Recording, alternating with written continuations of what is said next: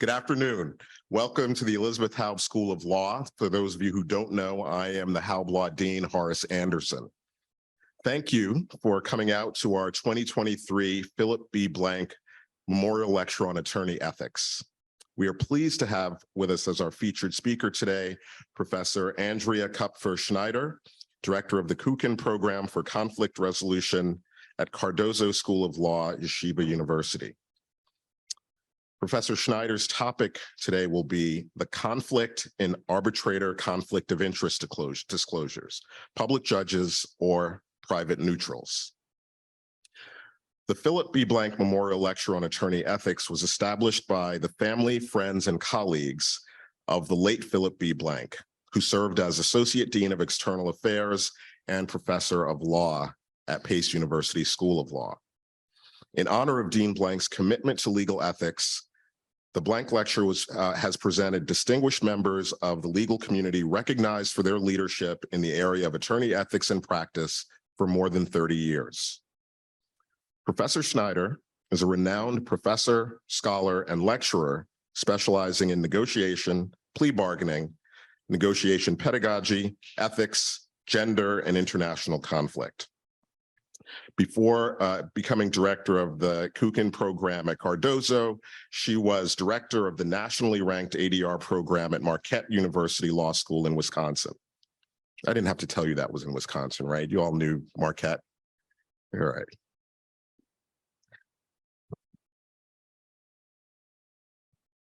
In addition to overseeing the ADR program at Marquette, Professor Schneider was the inaugural director of the university's Institute for Women's Leadership.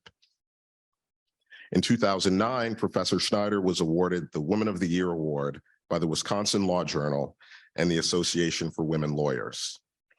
She was named the 2017 recipient of the ABA Section of Dispute Resolution Award for outstanding scholarly work, the highest scholarly award given by the ABA in the field of dispute resolution. Professor Schneider is a prolific author with many articles and textbooks to her credit, including most recently, Dispute Resolution Beyond the Adversarial Model, with Carrie Menkel-Meadow, Layla Love, and Michael Moffat, which now is in its 3rd edition. She has published on negotiation, plea bargaining, pedagogy, ethics, gender, and international conflict. Professor Schneider has served as the co-editor of the AB. Let me know if you feel like it's getting too long, Andrew. Good? Good? All right. Professor Schneider has served as the co-editor of the ABA Dispute Resolution magazine and is on the board of advisors for the Saltman Center for Conflict Resolution at UNLV School of Law. She is a founding editor of Indisputably, the blog for ADR law faculty, and started the Dispute Resolution Works in Progress annual conferences in 2007. In 2016, she gave her first TED Talk titled Women Don't Negotiate and Other Similar Nonsense. Professor Schneider regularly gives negotiation trainings around the world to corporations, law firms, court systems, and most recently, STEM and medical faculty. She received her AB cum laude from Princeton University School of Public and International Affairs and her JD cum laude from Harvard Law School. She also received a diploma from the Academy of European Law in Florence, Italy. It's now my pleasure to present Professor Andrea Kupfer Schneider.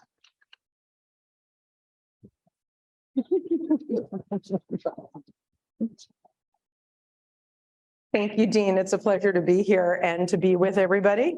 Oh, good. We're going to lose that completely. Excellent. All right. Thank you. It is such a pleasure to be here and to be up at Pace and in this gorgeous building, which is really lovely. I appreciate the offer. You will note something in my bio, which was really long and gracious. And I know my mom appreciates that it was videotaped. She's going to love that part. I don't know that she's going to know anything else here. But you will notice a word that was missing in that bio, which is arbitration. You guys have an arbitration expert. So I realize that me talking about arbitration ethics, you should actually allow Professor Gross rebuttal time afterwards. I know you guys have her in class.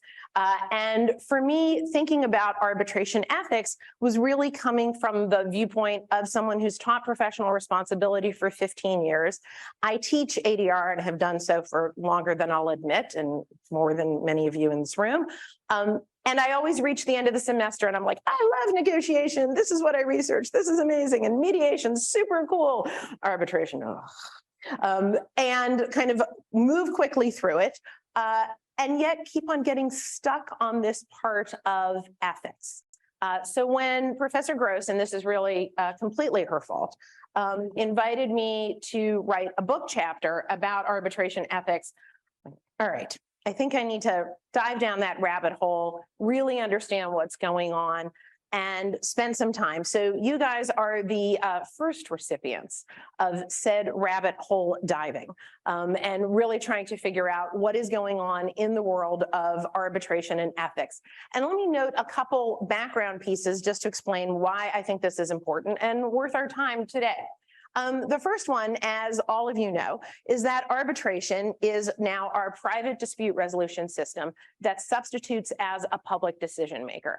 And it is ubiquitous, right? It is in all areas of the law now. Whether you pull out your credit card or your phone or whatever app you have downloaded, you are likely being sent into arbitration. You're in employment arbitration, securities arbitration, commercial arbitration, international. It's everywhere. So we really should pay attention to what's going on in arbitration, very importantly, as part of our entire law school education. And the last thing that I'll note about arbitration is that whereas when a judge gets it wrong, and that has been known to happen on occasion, there is room for appeal. In arbitration, there isn't. And so the vast majority of decisions are not only final, right, without any appeal, they're actually complied with. So Professor Gross and other fans of arbitration would want me to tell you that arbitration is working, and in the vast majority of cases, it does. So I'm going down and looking at the cases where, you know, we have a little bit of a question about what is going on and what the arbitrator's doing. So with that, I want us to have some examples in our mind as we're walking through. And for me, these are really the stories that got me hooked on this topic in the first place. So I just want us to consider, first of all, can the arbitrator be invested in one of the parties? What exactly is the financial relationship between the arbitrator and the parties? And what does she actually have to disclose? Let me note that arbitrators, unlike judges, do not necessarily have to recuse themselves. At the level of disclosure is what is expected. And so these are some things to think about here. Can the arbitrator invest? Can the arbitrator solicit additional work? This is one of my fun stories here. Hi, I'm arbitrating for you. Don't you like me? Haven't I done a really fabulous job? You want to hire me again? And by the way, I'm looking to move law firms. Do you like me enough to hire me now? Right? Can we have that kind of thing going on in arbitration? The arbitrator and one of the parties' kids play on the same soccer team. This is one of the stories that occurred to me. I have 3 boys. They all played soccer. I spent an extraordinarily long period of time standing in like boots up to my waist on the side of muddy fields talking to parents, right? Because you're bored out of your mind and it's like a rugby scrum following the ball for years until they actually figure out soccer, right? You make a lot of friends on the side of a soccer field. And I will tell you, when our basement flooded in one of those lovely storms that Wisconsin gets, I loved that I had a connection to like the head of like whoever was in charge of cleaning every basement in the neighborhood. Guess who got to jump to the head of the line, right? We were on the side of a soccer field together, right? Does my knowledge, privilege, relationship, what would happen if that was with an arbitrator that was listening to a case that I had in front of her? And how would that also work? An arbitrator's kid applies for a job at one of the parties' law firms. Is that something we need to disclose, something we need to talk about? Or the arbitrator has been hired many times before and has previously ruled for this party numerous times. So I want all of those in the back of our mind as you're thinking about how we view this particular topic of arbitration and ethics. And because I want to foreshadow where we're going, I want us to be thinking about 3 possible areas of reform. The first is, where are we ensuring justice? Is it at the disclosure level? Hi, I play soccer with your kids. I've known you from forever. I've invested money, whatever it is. At the disclosure point, don't hire me in the first place. Or are we only dealing with it at vacator, which is the lovely Latin phrase for overturning an award? Right? Are we dealing it at the beginning or at the end? Second reform, who's the best actor to enforce this? Right? We have courts, we have state courts, we have federal courts, we have providers, we have the market. Who's actually looking out for all of the different parties in arbitration? And finally, what's our best standard? If we're coming up with some sort of ethical standard, what should that actually be? So we'll start backwards. Standards of neutrality. In arbitration land, we start with the Federal Arbitration Act, passed in 1925. This is the law of the land, and it has now been ruled that it covers arbitration everywhere, that it covers arbitrations whether or not they are interstate or international, and that it also preempts any other limits on wherever else you might want to try to rule. So the Federal Arbitration Act rules not only federal arbitrations, but state arbitrations as well in all contexts. Supreme Court case, there's only one. Only one case on a really crucial issue of who can be the arbitrator and how and what they have to disclose. And it is over 50 years old at this point. So again, that was one of the things that struck me as I was reading my professional responsibility book and teaching it to students. We have judicial codes that continue to evolve, and there has been one Supreme Court case. There are then circuit cases, and yes, of course, they conflict with one another. Super fun. So the circuits are divided and giving us different standards. We have state laws. You've already heard me say that state laws are preempted, but since the Federal Arbitration Act doesn't cover everything, do we still have room for some state laws? And then, of course, there are arbitration provider rules, whether we're looking at the American Arbitration Association, whether we're looking at FINRA for securities arbitration, the Federal Mediation Conciliation Service for employment, right? There's a lot of different ways that we can also get rules as well. So let's start with the FAA. Here is the full extent of what the FAA says about standards of disclosure, vacator, and partiality. That's it, evident partiality. So a court may vacate an award where there was evident partiality or corruption. We actually don't see corruption of arbitrators being paid off per se. The question of evident partiality, however, is something that gets everybody focused on this. So what does evident partiality actually mean? And as I've said, of course, not only do we only have one case, but it was a plurality. So we have both an opinion, the plurality decision, and the concurrent decision. You can already guess why we care about a concurrence. Most of the time, right, law students, you know, concurrences are just mildly interesting little footnotes that we may have to pay attention to. Here we're paying attention to the concurrence because, of course, when we talk about a circuit split, we have some of the circuits that have followed the black decision, other courts that have followed the white decision. I would be remiss if I didn't take the opportunity to point out that this is not a black and white thing. Haha. But anyway, so the Justice Black opinion talks about that the arbitrator must not only be unbiased, but avoid even the appearance of any bias, right? The mere impression of bias is problematic. The Justice White concurrence, however, talks about that an arbitrator should not be disqualified if the relationship is trivial. In this particular case, they were all in agreement that the business relationship between the parties and the arbitrator was not trivial. It should have been disclosed. It was not. So at the end of the day, they reached an agreement that this arbitration decision should be overturned. But you can already see that the standards start to diverge. Why do we care about this? So the first thing is that when we're looking at arbitration, one of the things that we want, and the reason that we promote arbitration and think that it's an advantage, is that you want the expertise of a decision maker, right? We go to an arbitrator who has great construction experience, or who knows the securities field, or has been an employment arbitrator for however long, right? And they will have that expertise and they will bring that to the table. And that is a key advantage of arbitration. That also means that they've been in the field, that they've worked with parties, they've worked with unions and management, or they've been in construction and they've advised that architecture firm and that cement firm and this and that, right? And that they've been in the business. or that in the securities field, they've been to meetings together. They might be on the same arbitration panel. They've gone to the American Bar Association meeting together, right? All of those things. So you're balancing, you want this expertise, and yet it is unlikely that your expert arbitrator has lived in a box her whole life and never met anybody, right? So how do we have that balance? And that's part of where the standards try to help us here. We're also trying to get the speed and finality of arbitration, right? Again, the advantages of arbitration is that this is going to be faster than going to court. We like this. We're going to get that decision. It's going to cost us less. It's going to be super efficient. And at the end of the day, we also need to balance that with the perceived unfairness and the idea that there should be justice in how we end up ruling on these cases. If at the end of the day, we perceive that this process that substitutes for courts in all of these different areas is unfair, that the arbitrators are biased repeatedly in one way or another, we will start to question the exact system that we now send all of these cases to. And so both fans and critics of arbitration want to at least make sure that it is fair in its outcome, and making sure that the decision makers are not partial, are not biased in one way or another, needs to be that balance. So that's what we're really trying to figure out here. And how do we get that justice?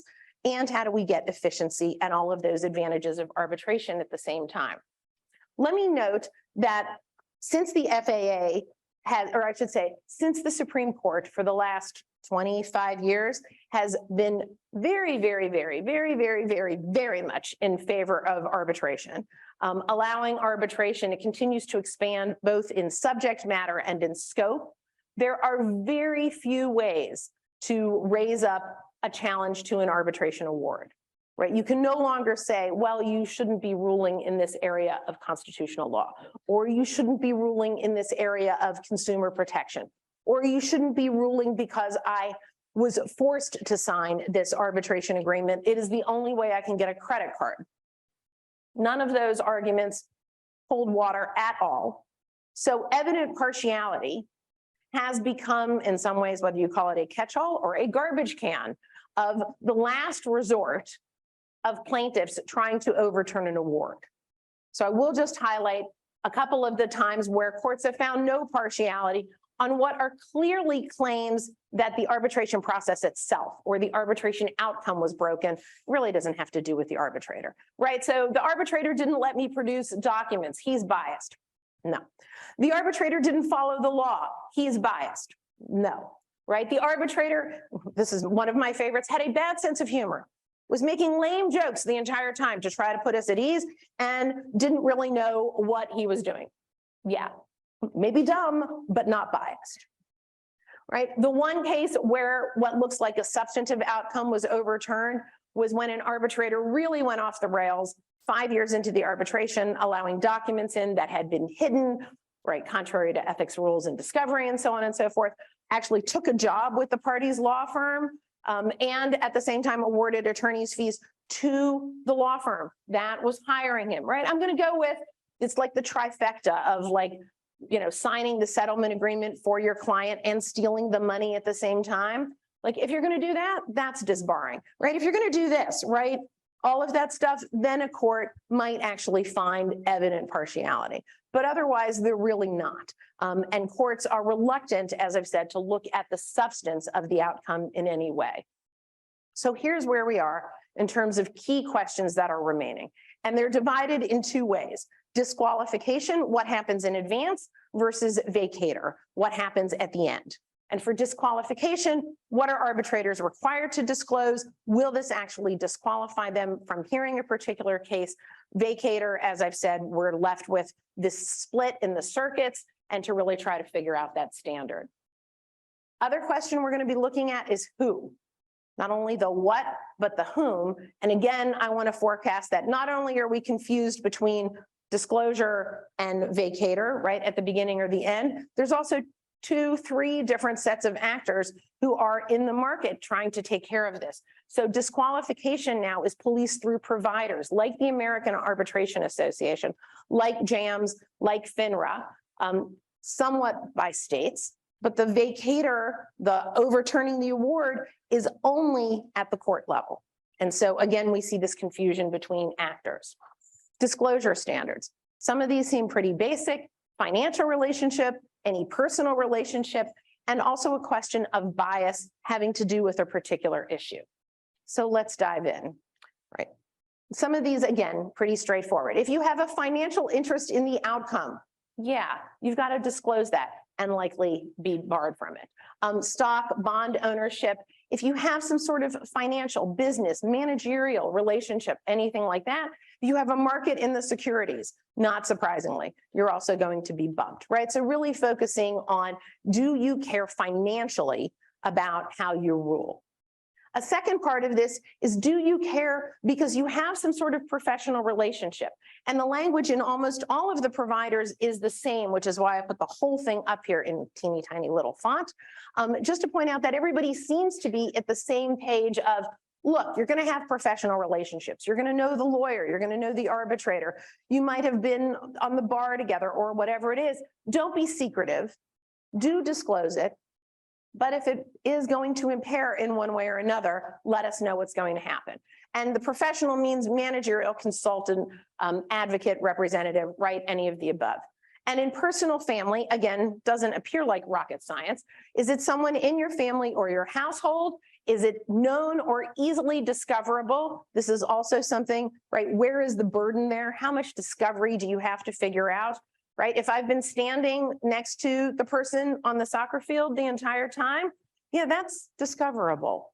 That's actually not rocket science, right? On the other hand, if the kids happen to be in the same grade and I don't know, and you've never met them, or you'd have to figure out some sort of other trying to find out really a high level of discovery, at least the providers are not yet requiring that kind of discovery. So you've really got to figure something out easily. And anything that raises a reasonable doubt of impartiality. So for some of us, right, cousins are close and we see the cousins regularly, we're out to dinner. For some of us, cousins are people like we have on a family tree and we could trip over them and have no idea, right? And so it really is trying to figure out what is going to raise a reasonable doubt. Last part of this, and I just want to highlight this because, again, it's one of those outstanding issues. This is something very important in international arbitration and not in domestic arbitration. So it is potentially one place where we could see domestic arbitration moving toward. So in terms of international investment arbitration, an arbitrator, this is from the International Bar Association, if you have ruled previously, for example, that Argentina is liable for its bond devaluing, you've got to say something like that. If you have ruled that in either a law review article, if you've given a talk like this, where something has also been expressed, that you have a particular opinion about that the energy industry is part of national security or not part of national security, that too is something that you would have to disclose on an international set. And domestically, you do not actually have to disclose that. So, for example, an arbitrator who has ruled for MasterCard in 50,000 cases, and in one has ruled for the plaintiff, right, me with the credit card holder, the individual consumer, actually doesn't have to reveal that, right? So a real difference between what's required internationally versus domestically. Those are the provider rules. And because, again, we don't have courts stepping in, the states have stepped in. So let me explain. The FAA preempts virtually all state requirements. And if you were taking arbitration or teaching arbitration classes throughout the late 90s and into the 2010s, you would have had a series of cases of things like the state of Montana saying, hey, can we put it on all caps on the front page? And the Supreme Court saying, no. Other states, can we make sure that we're not arbitrating against consumers? No. Can we make sure that the arbitration agreement is not in teeny tiny font on the left? No, right? Just no, no, no. States have been preempted from having any kind of limit on arbitration in terms of how you get into the arbitration agreement and also in terms of their standards of overturning. Right, so the standard that we saw in the FAA, the evident partiality standard, however confusingly defined and determined, is still the only standard, right? The states cannot have a higher level of standard for overturning an award. But since the FAA is silent on disclosure, right? If we remember, the FAA was only a standard of what happens for overturning. The states have stepped in for disclosure to add more rules, even on top of the provider rules. And why is this important? Because there are many, well, it's unclear. This is one of the interesting questions. There are plenty of arbitrations that don't go through the American Arbitration Association or through JAMS or through FINRA. And one of the ongoing questions is we actually don't know how many. The only study was from 2015 looking at employment arbitration, which said about 15% of employment arbitration cases are still ad hoc, not going through a particular provider. But we don't know what's going on in other areas of arbitration. So this is really where different states have stepped in. And I just wanted to show you a selection of how states are doing two key things. One is that states are being far more specific and filling holes, right? So provider rules are, tell us about your household. States, tell me about any minor children, right? What's going on here? Any personal relations. Have you served, not this vague representative or advocate, have you been a lawyer? Have you been the arbitrator? Do you know these people, right? Have you served as a witness, right? Something that some of the provider rules were not picking up. Business relationships, to be clear, this is not just you, it's anybody in your company, it's your partners, it's your associates, right? If you're in a law firm, you have to turn that over, you have to disclose that as well. In Florida, and I feel like this should now start with Florida man, blah, blah, blah, blah, but we're not going to do Florida jokes. Florida has pointed out that arbitrators should not be in the process of that arbitration soliciting future business. And one wonders the case that led to that particular rule being passed, as all laws come from some great set of facts beforehand. But that's the Florida law at this point. And then again, very broadly, whether it's North Carolina, Florida, they seem to be adopting the stricter standard from Justice Black, saying any impression of bias, any question of bias is something that needs to be disclosed, right? So the states are really trending toward being stricter. And of course, now as we turn to the vacator standards and the circuits, we'll start to see this clash. So are the disclosure standards the same as vacator? In other words, if you fail to disclose something, will that automatically lead to vacator? No. That would be too logical and simple. So no, of course not, right? What you need to disclose according to the provider rules, courts have in fact specifically said, that's fine, that's disclosure. That is not what we are adopting in terms of vacator standards. And that in and of itself can be problematic. Or of course, which standard are we trying to follow now at the Supreme Court level? Here's the split as it exists right now. So the stricter standard, the non-trivial relationship, the mere appearance of bias is the 9th and 11th circuits have adopted this. And then the 1st through 6th circuits have adopted the more lenient standard that was Justice White. A reasonable person would have to conclude that the arbitrator was biased. And as we know, anytime we're getting courts to talk about a reasonable person, we can start disagreeing right then and there about what is reasonable, who gets to decide that. Is it from the point of view of the party? And by the way, the losing party, who afterwards then finds out that the arbitrator and the lawyer from the other side, or the arbitrator and the party, knew one another in one way or another? Or is it from the point of view when you're going into an arbitration, when you say, hey, no big deal, I trust the arbitrator, right? Part of this is also in the timing that we're looking. And does it matter? So here are the cases, and I've selected some fun ones for us to look at, where evident partiality has not been found. Right, so they've served together, the arbitrators themselves, or they've been on the same list in one way or another, not found. You can be members of the same bar association. You could have been at the same law firm, albeit at different times in that particular case. You could have signed the same pleadings to a multi-party litigation.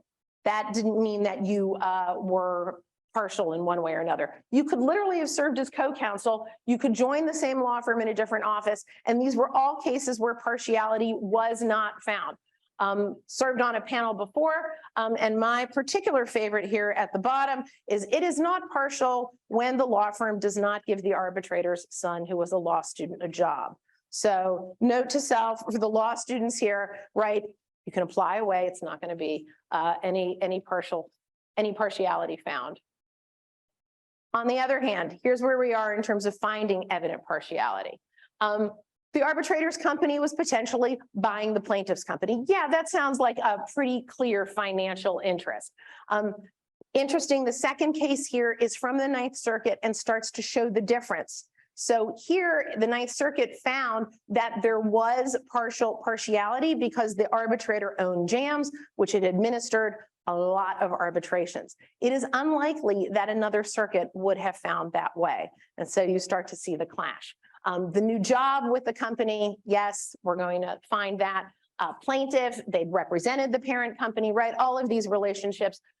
The father of the arbitrator was a union officer in front of the arbitrator, right? None of these are surprising in terms of where partiality was actually found. But you start to see the problems between the circuits potentially at the edges here, having different interpretations and things that would actually matter. So, two last things for us to think about here. One is interesting, and to me, still unanswered questions as I continue down this exploration. Is disclosure sufficient, right? If I tell the AAA, hey, we're on the same soccer team, or the kid applied and we didn't give him a job, or we worked at the same law firm 25 years ago and I have no recollection because I was in one office and they were in the other office. And the AAA, as the provider, says, no biggie, go forth. When the losing party finds out later about this connection, does it matter? Because the AAA has decided that it's no big deal and doesn't even tell the parties about those. Right? That seems to me to be a problem, or at least interesting, right? Second thing, we still don't know what percentage of cases are actually happening under provider rules versus happening out there in the Wild West. Right? If every single arbitration is now going through provider rules, and we know that basically you cannot get hired as an arbitrator without somebody supervising all of your ethics, okay, maybe the court standard is not that important because we're fixing it at the beginning. If, on the other hand, there's a significant number of arbitrations that are, and arbitrators that are being hired without anybody administering any ethical standards to them, that sounds problematic and something we would want to think about. And the third thing here is issue conflict. We know that arbitrators start to get a book of business, as it were, in a particular area. Do they need to disclose that? At the moment, the only thing they need to disclose is I've been an arbitrator with that arbitrator before, or I've been an arbitrator for that company before. You don't need to say, and I've ruled for them 97% of the time. And if I were the consumer, or whoever it is in that arbitration, I don't know about that, right? And there's no requirement for that yet. So here are the reforms to preview where I think we could go, and I would love to hear from you in any way saying like, yes, no, this is crazy, whatever it is. One possible reform, right? The best standard, should the FAA will be reaching 100 years, right? In a few years, we're all thinking about what we could do differently, how it could be reformed. Should we clarify that that evident partiality standard is actually the higher one there, that even the mere impression of bias is problematic? Second possible reform, who is the best actor to be policing all of this? Are we relying on this? Providers are clearly the first line of defense. States have stepped in as well. But perhaps we should be really clear that state courts, which have backed away from arbitration because they have been slapped down enough, maybe we should make it clear that states will not be treading on federal toes if they start enforcing those provider standards. Can state courts vacate the FAA when following their own disclosure rules? In other words, can California or North Carolina or can Florida say, yeah, you were soliciting business, we're going to vacate that, and not worry that that's going to be up on some federal appeal and preempted? Third possible reform is when, at what process do we ensure justice? Courts have been absolutely reluctant to rule on disqualification. They have repeatedly coming at the beginning of an arbitration, when parties say like, hey, I have protested, I don't want this arbitrator, and courts will say, wait until the ruling, come back to us then. And of course, when you come back to us at the end and you are left with the nuclear option of overturning an award, then courts won't. Could we make it clear that courts could and should step in earlier at the disqualification standards to ensure that the neutrals are the right neutrals in the first place? So those are the three possible reforms. And with that, I'm going to turn this over to you guys. Thanks so much for listening.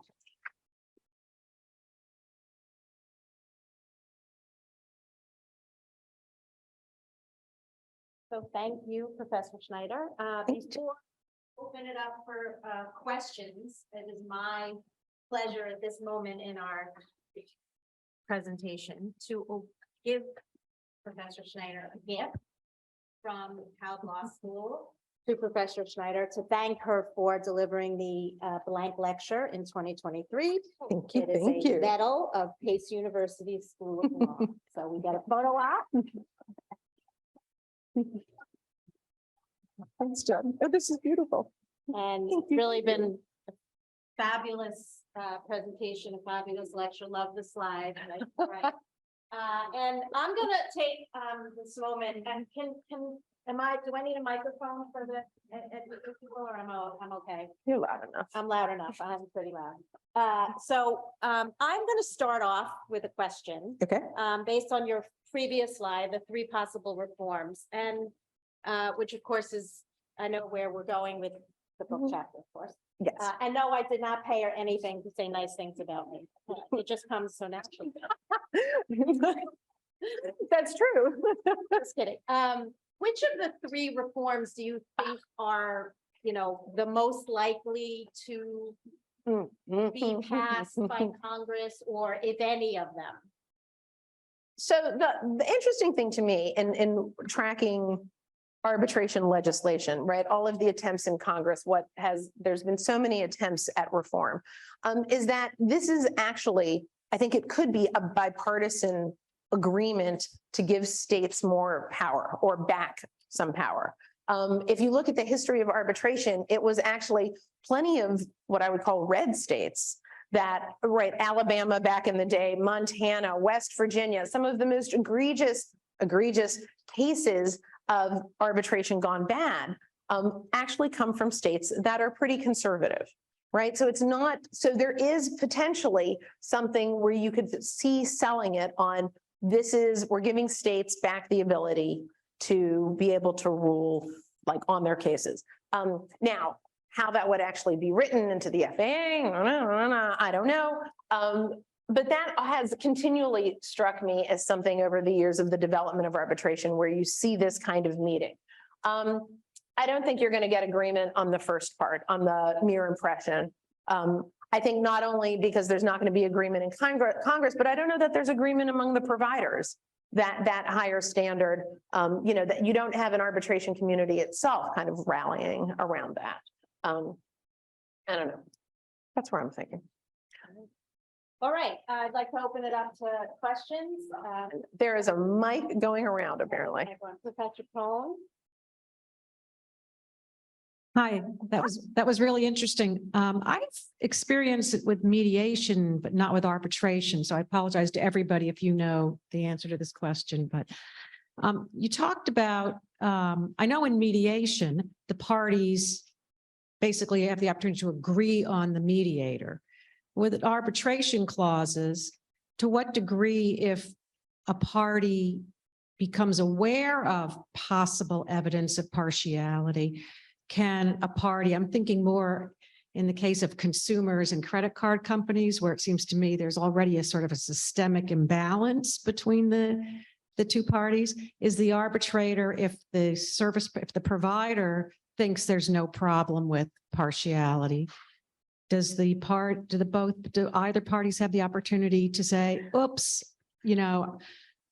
as you said, I'd like to know if in the 90,000 cases you've arbitrated, you found 89,999 times for the credit card company. So I'd prefer somebody else who doesn't have that same record. I mean, I think part of the problem is that you and I know to ask that question. And I think there are plenty of people going through, it wouldn't even occur, right? I have a complaint with my bank, with this, with that, in this kind of a gabillion arbitrations at a time. The agreement that I have signed when I agreed to, download Instagram on my phone says that here's the arbitrator. And by the way, we actually want we want Instagram or Google or Visa to be paying for the arbitration, right? Those were other cases. And that, of course, is part of the problem. They're paying for the arbitration. They pay for the provider. There's lots of anecdotal evidence that arbitrators will not be hired back if they are consistently ruling in ways that the person paying for the arbitration doesn't approve. And so that's the loop that you're in. I think a party could ask, I'd like to know your history in this area, and could really try to make some noise, whether it's the National Arbitration Association or whoever the provider is for that. And again, most of those the larger companies will have a standard clause that will designate a provider. So that's not the ad hoc. But that is a problem, right? That's where you get that issue bias. And I don't think we've fixed it in any way. So, and I should say the best time to say anything is at the beginning, right? So halfway through, I mean, a court's not going to step in at the beginning, but at least the provider might. Halfway through, I think you're in trouble. And that's, I think, part of the problem. I have a question. In the cases where there's lawyers as arbitrators, what's the intersection and the relationship between the lawyer's obligations and ethical duties, and if they're violated, and how does that affect a challenge later in arbitration? Meaning if there was an ethical violation by the lawyer in representation, et cetera, and why doesn't that play a role in your claim that the arbitration should be overturned? And doesn't it diminish the whole idea of lawyers and their professional status and the whole idea of this non-courtroom dispute resolution? Okay, so I think a couple of different things. One is there are a lot of arbitrations in the case that Professor Cohn just pointed out where there aren't lawyers involved, right? So for the small parties, it's not a question of lawyer ethics because there are no lawyers there, right? The arbitrator herself doesn't necessarily need to be a lawyer. It could be someone, inexperienced as well. So there's no lawyers running around on that. If what you're talking about is once we have lawyers representing parties and the lawyer representing the party does something unethical in terms of biasing the arbitrator. I'd love to tell you as the ethics professor that lawyers who behave unethically always get caught, always get reported, and always get punished. And we have a foolproof system, right? I mean, you know this already. Even if really, I think short of bribery, which we, thank God, don't see, I really don't think you're going to see anything because we are barely dealing with the problems of partiality of the arbitrators. The idea that the lawyer has in some way assisted the impartiality or assisted the non-disclosure. I don't even know where you would locate that. Rule 4.1, which then somebody has to complain. Who's actually complaining about that? Right? Disciplinary proceedings are just not set up for that. I think you'd really have to have a lovely conspiracy, sort of like that first evident partiality found where clearly the lawyer and the arbitrator were conspiring. And sure, the lawyer in that first case where they're paying them off and hiring them, yeah, absolutely. Bring them up on disciplinary charges as well. But again, as we also know, disciplinary charges aren't helping the losing party who got screwed. Right? That's nice and it could help in revenge, right? Which is not to be underestimated, but it's not monetary and it's not helping the person who lost money from the arbitration decision. Thank you. Thank you so much, Andrea. It's always a pleasure. I have two questions. So the first is, the thought of sort of updating the FAA, which, in many respects makes a lot of sense, but gives me sort of heart palpitations because I have flashbacks to the Fairness in Arbitration Act, Right. which was, something that the arbitration community was kind of horrified by. And in the end, it kind of fell apart. And even though there was bipartisan support and a lot of it coming from sort of the plaintiffs community. So I think that I agree with you that it's the Wild West when it comes to disclosures. It's self-policed to a great extent.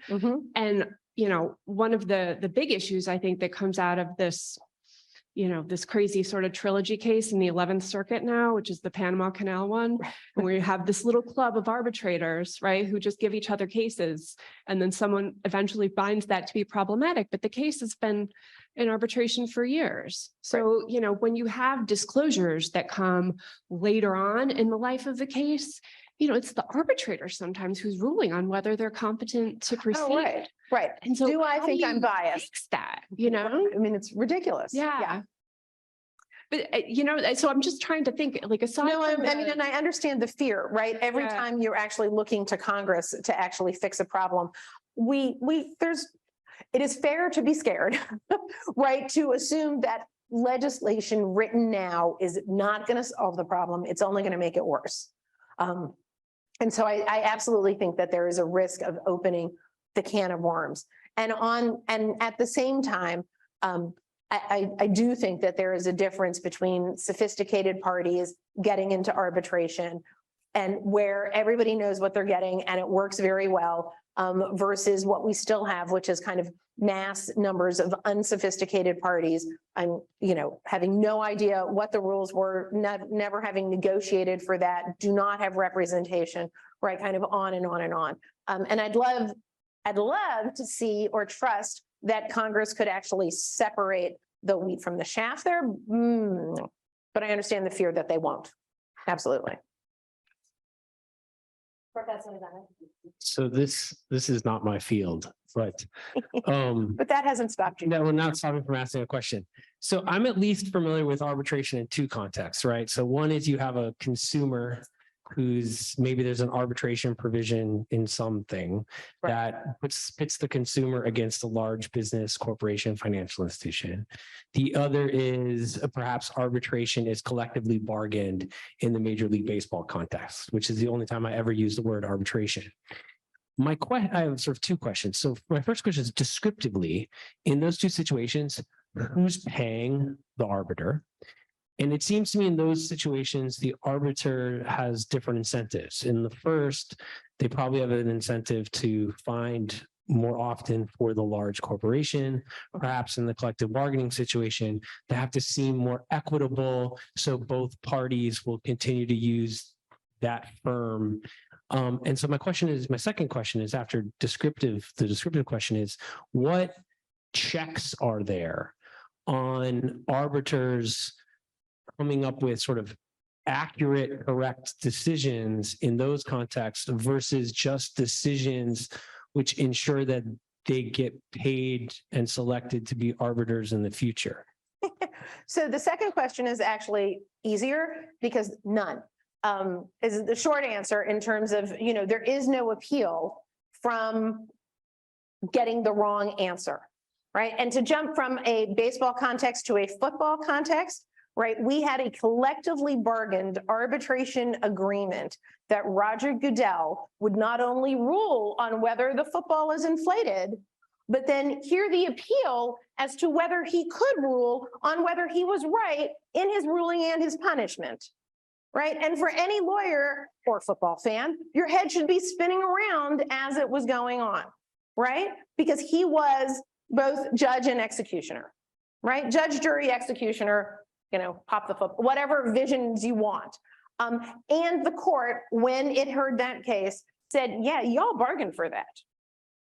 You're dumb and it's wrong and it's a bad process, but you bargained for that. And next time, if you don't actually want to designate Roger Goodell as God of all things forever, figure out a better process because everybody else does. See baseball arbitration, see hockey arbitration, see every other kind of sports arbitration in which you actually had more than one decision maker, right? Courts won't step in. You bargain for it. Too bad, so sad. On the the company's paying for it, I think that's exactly right. And that tends to be the problem of courts still won't step, you and I could have even perfectly sophisticated. We are both in business. We're super smart. We agree on arbitration. We think it's going to be, we know everything about this. We have a business dispute. We hire an arbitrator and she gets it wrong. I win when we both know, wink, wink, you should have won. Unless from the goodness of my heart, I agree, like, you got screwed, sucker, and I pay you off, or because, we have an ongoing relationship and I really don't want you to be livid for the rest of time immemorial, we're done, and it doesn't matter. We won't hire that arbitrator again. We might tell other people in, what field would you like to be in? Let's be an environmental cleanup, shall we? Okay, let's be an environmental remediation, right? And I shouldn't have had to pay for, you shouldn't have had to pay for environmental remediation, and the arbitrator said, we're going to make sure that everybody else in environmental cleanup knows that's a dumb arbitrator. They don't even know the law, blah, blah, blah. But that's it. The market will correct. But for us, nothing.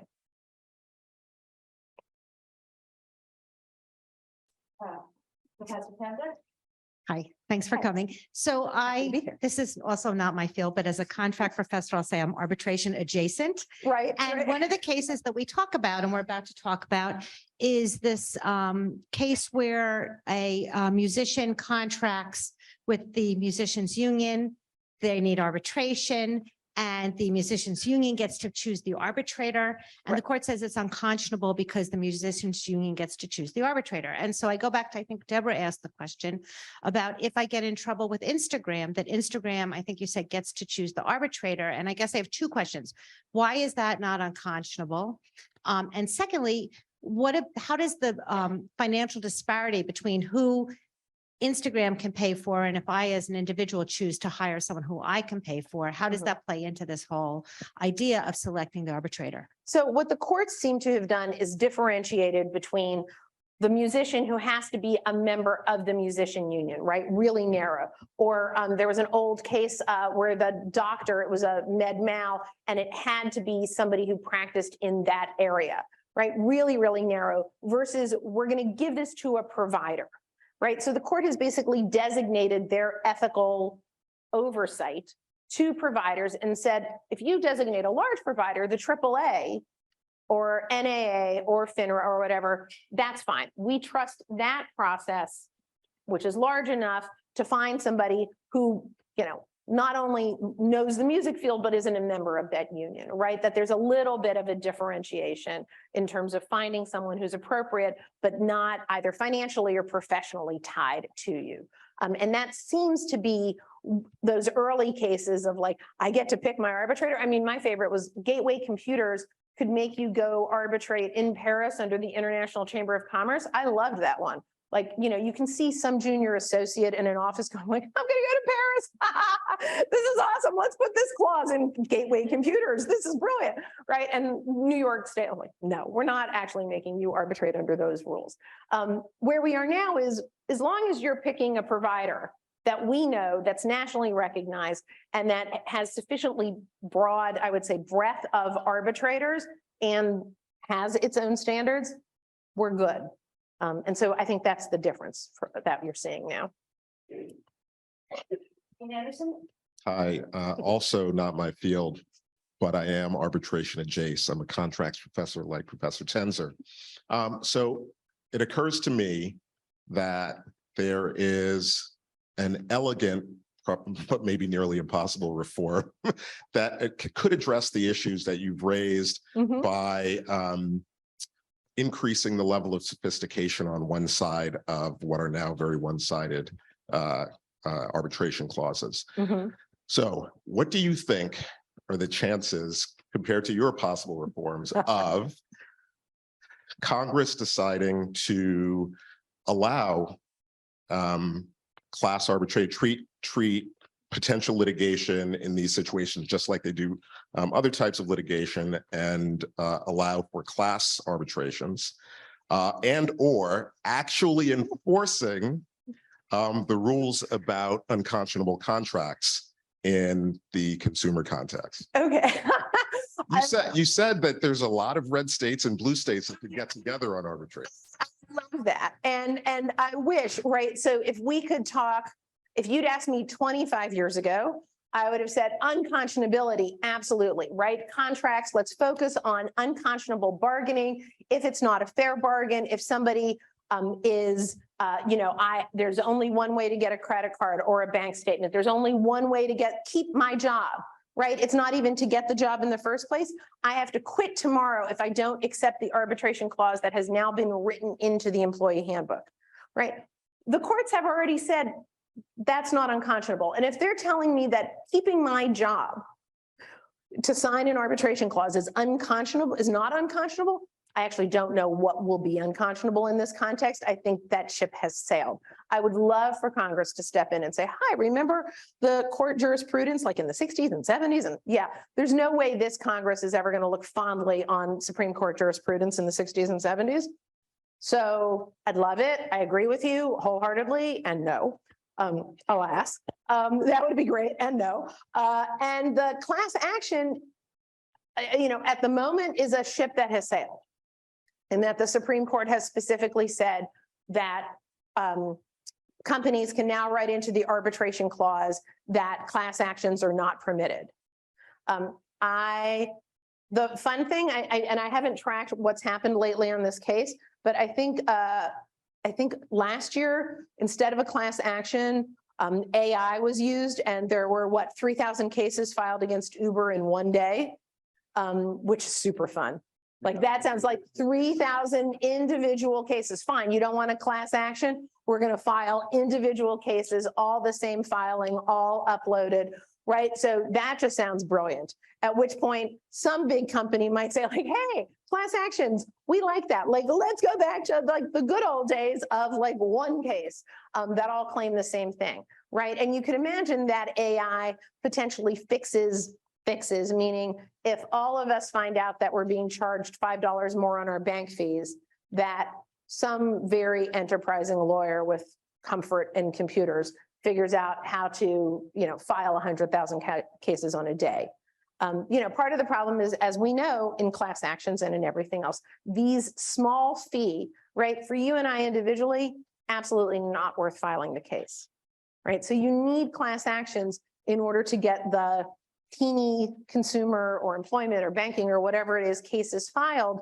And of course, that's one of the reasons that everybody's in favor of arbitration. Everybody meaning the banks and the credit cards and everybody who would have those cases filed against them. So that's where the current pendulum is, and I don't see Congress changing that. But again, I do think that's potentially something that creative lawyering, computers, AI, and then the market ends up correcting.